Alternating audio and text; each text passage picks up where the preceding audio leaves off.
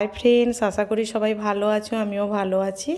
আর আজকে শনিবার দুপুরে কি রান্না করেছি চলো তোমাদের দেখিয়ে দিই।